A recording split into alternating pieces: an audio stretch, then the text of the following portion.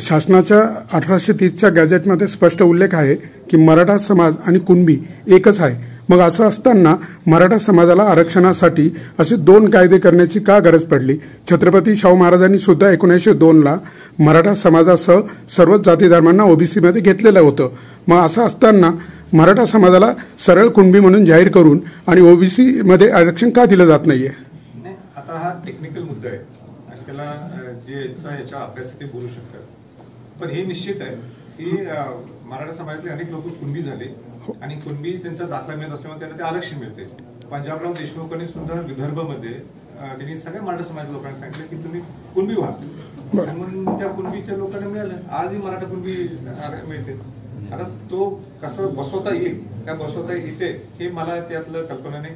माझं एवढंच म्हणणं आहे की जे आरक्षण शाहू महाराजांचं आरक्षण होतं, ज्यांनी सगळ्या बहुजन समाजाला आरक्षण दिलं, त्या पद्धतीचं आरक्षण मिळावं आणि तसं मिळत असलं तर उत्तम आहे. पण ह्याचा अर्थ नाही की ओबीसीला दुखून ओबीसीतलं आरक्षण काढून हे मराठा समाजाला द्यावं. मी या मताचं नाही. माझं मत एवढंच आहे, सगळ्या बहुजन समाजाचा व्यक्ती हा सुखाने नांदायला पाहिजे. माझं म्हणणं हेच आहे की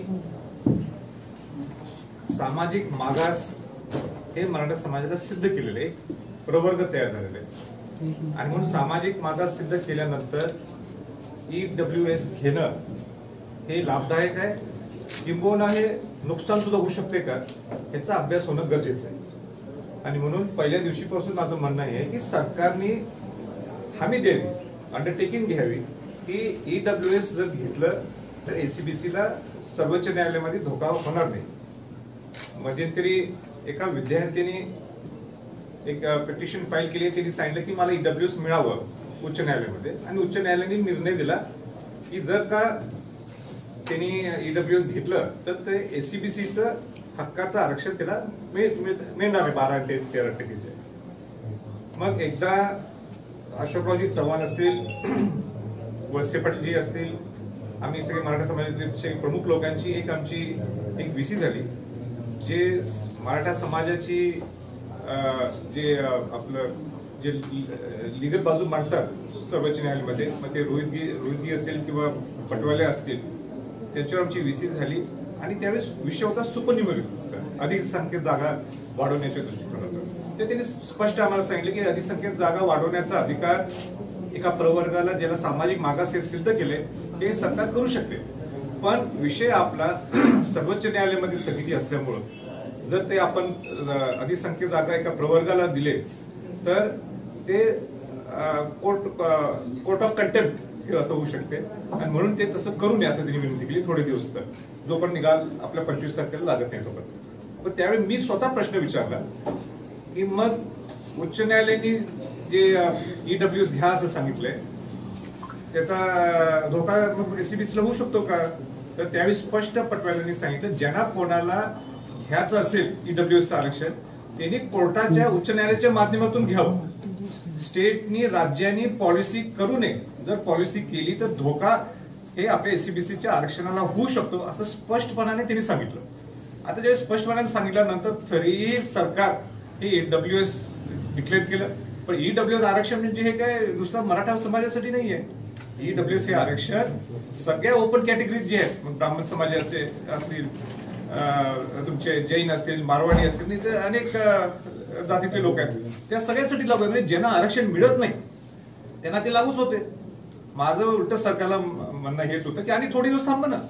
जर का आपल्या ACBC मिळतच नाही तर हे आपल्याला केव्हाही मिळू शकते. जसं आज तुम्हाला जर सेंट्रलमध्ये EWS आरक्षण पाहिजे असेल आपल्याला मिळते, कारण का तिथं आपण OBC नोटिफाईड नाही आहोत, मग तिथं आपल्याला मिळतेच ना. मग आता काय गडबड एवढी, कशासाठी गडबड आहे?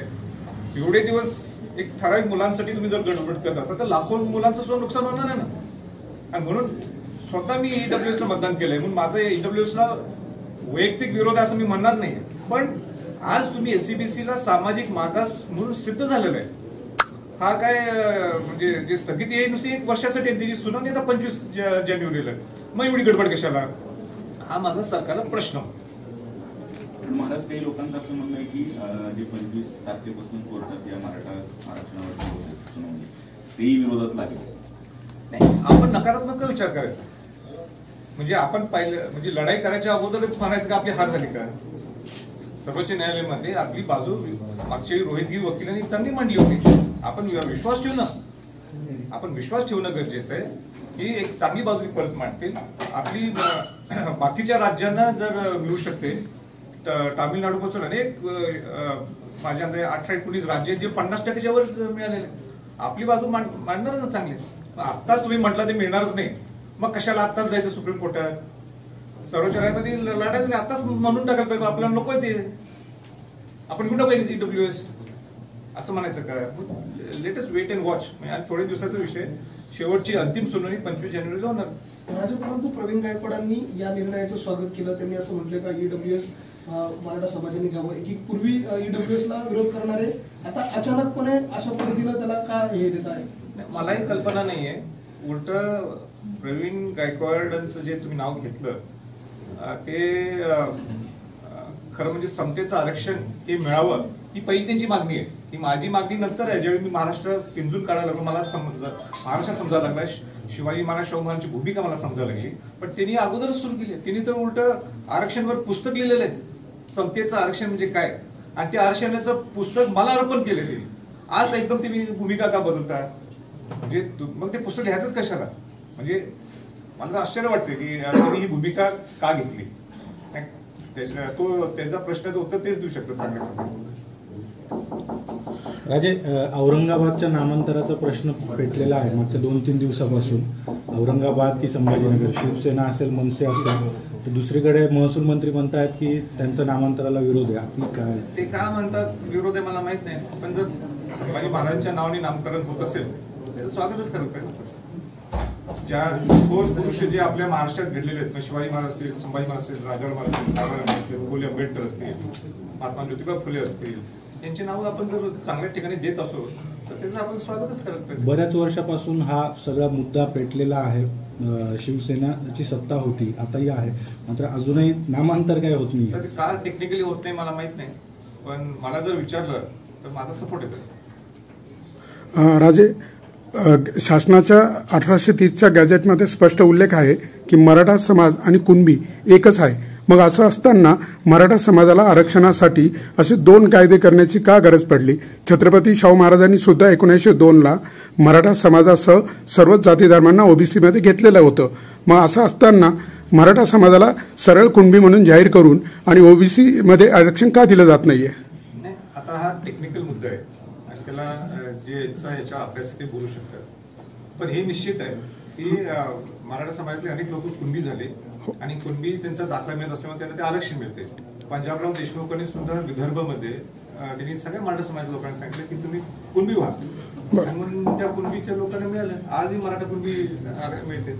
आता तो कसं बसवता येईल, काय बसवता येते हे मला त्यातलं कल्पना नाही. माझं एवढंच म्हणणं आहे की जे आरक्षण शाहू महाराजांचं आरक्षण होतं, ज्यांनी सगळ्या बहुजन समाजाला आरक्षण दिलं, त्या पद्धतीचं आरक्षण मिळावं आणि तसं मिळत असलं तर उत्तम आहे. पण ह्याचा अर्थ नाही की ओबीसीला दुखून ओबीसीतलं आरक्षण काढून हे मराठा समाजाला द्यावं. मी या मताचं नाही. माझं मत एवढंच आहे, सगळ्या बहुजन समाजाचा व्यक्ती हा सुखाने नांदायला पाहिजे.